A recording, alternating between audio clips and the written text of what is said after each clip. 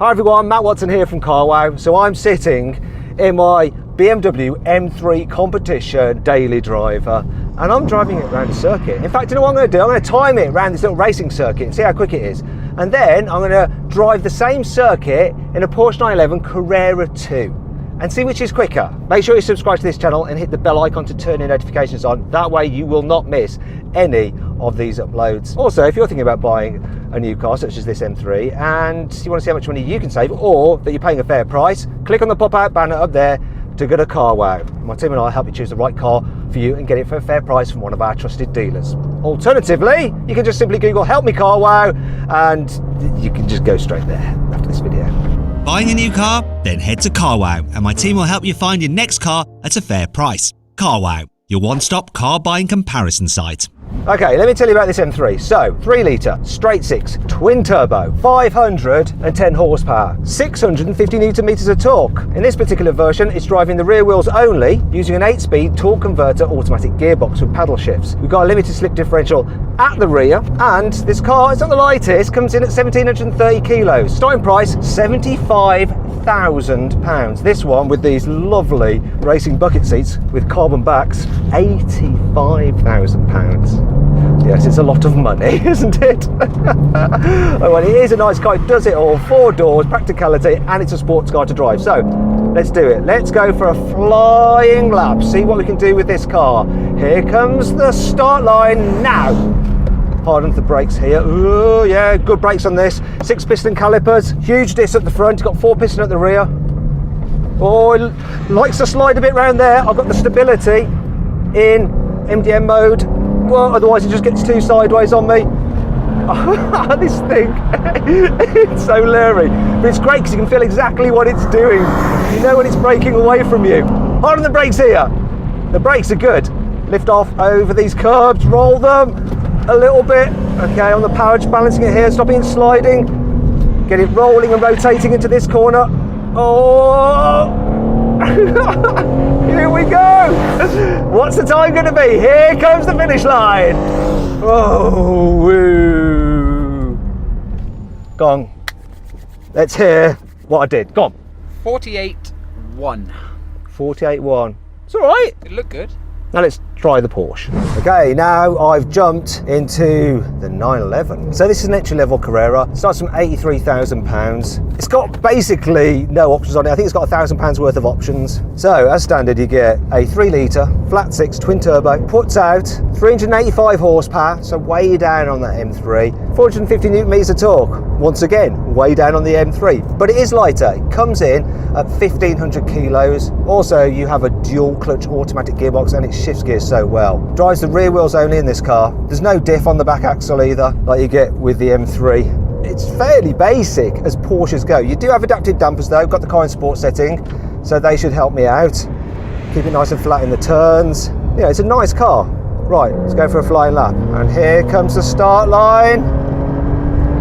Now, oh, holding the brakes there, and I can instantly tell the brakes have more bite and feel than the M3s. Even though you've got 4 piston calipers and slightly smaller discs up front. Now you have to manage the understeer a bit more in on this. And you just roll it into the corners a bit more, then get the power down nice and early, use that weight over the rear axle and that rear mounted engine to just fire out the turns.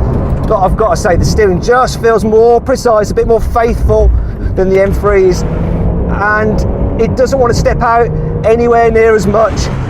It's easier to be tidy on this. You're not playing with it quite so much. You're not balancing the throttle and the steering quite as much as in the M3. But here comes the finish line. What's it going to do? What's it going to do? These laps are so quick. I like that. You sit lower than in the BMW, obviously, even though the BMW seats are really low. The whole car is low, though. It just feels like a more precise instrument than the leery M3. Which do I prefer?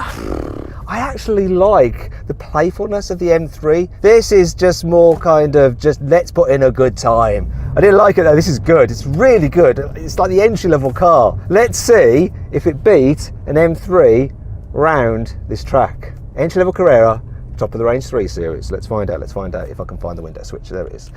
Okay, go on then. So, do you know what? I have no idea. I think this felt quicker because it was just smoother. It was less leery.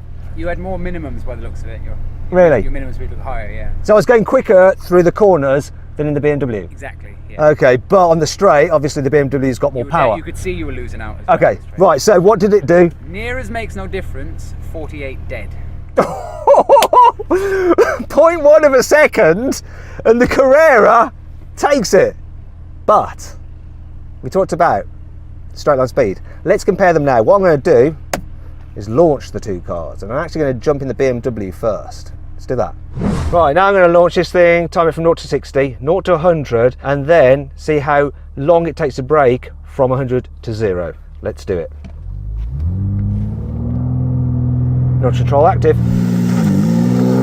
No slip there. Nicely managed.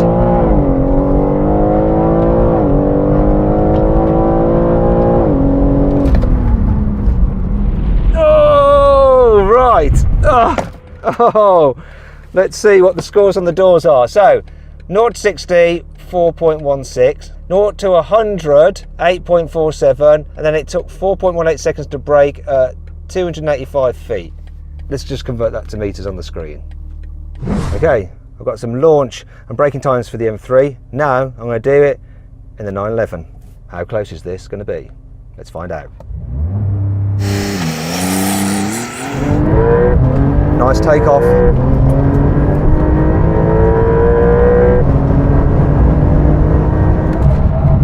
Oh, I screwed a bit under the brakes there. Whoa! Let's have a look at the times that we've got.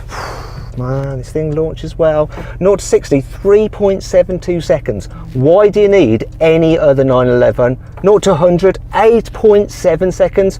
Why do you need any other 911? Braking from 100, 285 foot. I'm going to put the number in meters on the screen because I can't convert it. Anyway, it took 3.92 seconds. Okay, so that was really interesting. So this car basically accelerated to 60 quicker than the M3, but it was slower to 100, hence why it's a bit slower on the back straight. In terms of braking, they both took 285 feet, so evenly matched on price. It's a tough call. Essentially, if you've got kids, get the M3. If you haven't, I'd say get one of these. I love it. I love both cars, actually. Amazing.